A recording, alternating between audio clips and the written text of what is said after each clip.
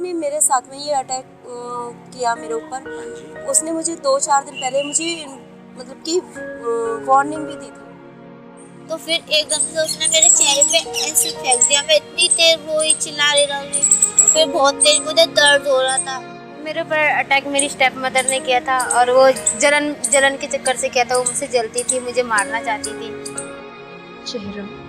चेहरा क्या है आपके लिए? चेहरा एक पहचान है, खूबसूरती है, आत्मविश्वास है। कोई सिर्फ एक नाम या जलन के कारण कैसे छीन सकता है ये सब? मैं शीशे में खुद को पहचान नहीं पाती, चेहरा ढक के बाहर निकलती हूँ। क्यों? सिर्फ एक ना के कारण?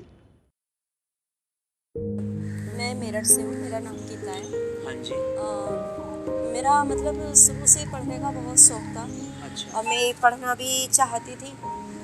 मैंने 9th क्लास रेगुलर करके 10th क्लास मैंने प्राइवेट की थी। हाँ जी। उसी दौरान मेरे मतलब कि 3 मई को मेरे एग्ज़ाम ख़त्म हुए थे। मैं पहले से ही शादीशुदा थी, मतलब ऑलरेडी शादीशुदा थी। मेरी एक बेटी थी उस टाइम पे। हाँ जी। लेकिन मुझे पढ़ाई का शौक था, इसलिए मैंने प्राइवेट करके मैं पढ़ना चाहती थी। मैं वहाँ से मंदिर से होके आ रही थी, तो उसी दौरान में उसने मेरी शॉप थी, मैं शॉप पे बैठती थी क्योंकि मेरे घर में और कोई नहीं है, ना मेरे पापा जी हैं ना मेरे भाई वगैरह। मैं अपनी मम्मी के अकेली आप अकेले संभालती हैं? मैं अपना घर पूरा अकेले ही संभालती हूँ और मम्मी है मेरी, तो इसलिए मैं शॉप पे बैठी हुई थी। और बस आके मेरे से सीधे सीधे यही सवाल किया कि तुम मुझसे शादी करोगी या नहीं। मैंने बस अब मेरे दिमाग से ये नहीं हुआ, मतलब कि सीधे सीधे यही मना कर दिया कि मैं शादी नहीं कर सकती, मैं शादीशुदा हूँ, मैं क्यों करूँ शादी। और मैंने कहा क्या मतलब है शादी का। बस इसी दौरान अब बस जो मेरा शौक़ था वो ये सब होने के बाद में मेरी पढ़ाई सब मैं कुछ भी नहीं कर सकी। उससे आगे मैं काफ़ी टाइम तक ऐसे ही रही बिस्तर पे ही। और मतलब कि कोई मुझे, मेरे जो रिलेटिव थे वो भी देखने नहीं आते थे। मुझे मेरे पड़ोसियों ने कुछ मुझे बाहरी मदद मिली, मतलब कि सरकार गवर्नमेंट की कोई मदद मुझे नहीं मिली। एक जैसे बोलती कि चंदा उगा के मुझे थोड़ा सा ट्रीटमेंट मिला था। मेरे पड़ोसी लोगों ने वहाँ से चंदा उगाया और मेरा ट्रीटमेंट कराया। लेकिन जो मेरी ख्वाहिश थी वो मेरी मतलब दब के ही रह गई उस टाइम। मेरा नाम डॉली है। आप कितनी उम्र की हैं? मेरी उम्र 14 साल है। 14 साल की हैं आप। तो आप ये बताइए आपके इंटरेस्ट क्या हैं, हॉबीज, इंटरेस्ट क्या हैं आपके? पता नहीं मतलब इंटरेस्ट, हॉबीज? मतलब कि मुझे कैरम बोर्ड अच्छा लगता है। कैरम बोर्ड पसंद है आपको? और मतलब कि मूवी देखना अच्छा लगता है। मूवी देखना अच्छा लगता है। और ज़्यादा अच्छी नहीं देखती। और कुछ बताइए अपने बारे में। मतलब कि मुझे पहले डॉक्टर बनने का सपना था मेरा। मैं जब चली थी ना तो मैं घर पे भी नहीं खेलती, किसी से भी नहीं बोलती थी, अकेले रहती थी। 1.5 साल तक मैं घर से बाहर बिल्कुल भी नहीं निकली। सबों से बात करना छोड़ दिया, चिड़चिड़ी सी हो गई थी अपने चेहरे को देख के। 8 दिन बाद होश आया मुझे।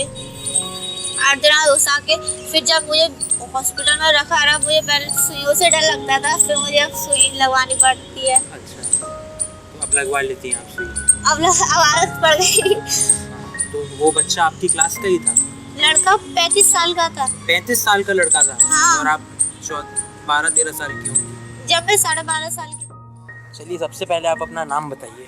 मेरा नाम रूपा है और मैं यूपी से हूँ। यूपी से हैं आप। आपकी उम्र क्या है? मेरी अभी 22 है। 22 ईयर्स की हैं आप।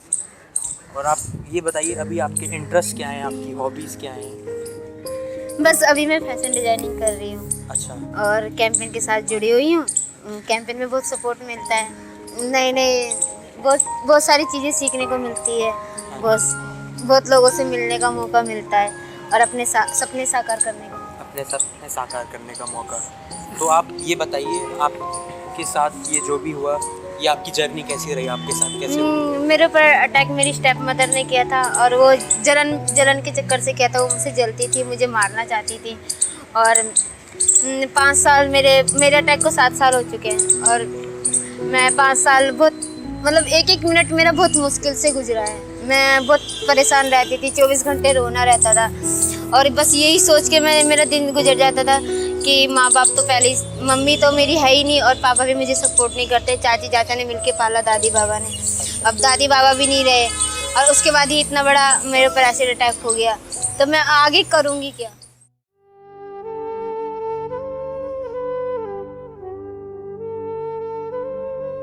लेकिन मैंने फिर भी अपनी हिम्मत नहीं हारी थी। उसको मैंने एकदम ताकत से बनाते हुए मैं अपना, मुझे सिलाई आती थी, मैं सिलाई अंदर ही घर में बैठे बैठे सिलाई करती थी कमरे में ही। और मैं मतलब कि काफ़ी मैंने मेहनत की, उसी मेहनत से मैंने अपनी बेटी को भी पढ़ाया।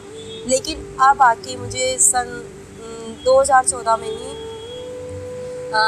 10 दिसंबर को ये स्टॉप एसिड अटैक कैंपेन से जुड़ी, और इससे जुड़ने के बाद में मुझे एक अलग ही हिम्मत और मुझे ये लगा कि हाँ भाई मैं कुछ कर सकती हूँ। इन लोगों ने मतलब एक मुझे जीने की एक नई राह दिखाई और हौसला दिया।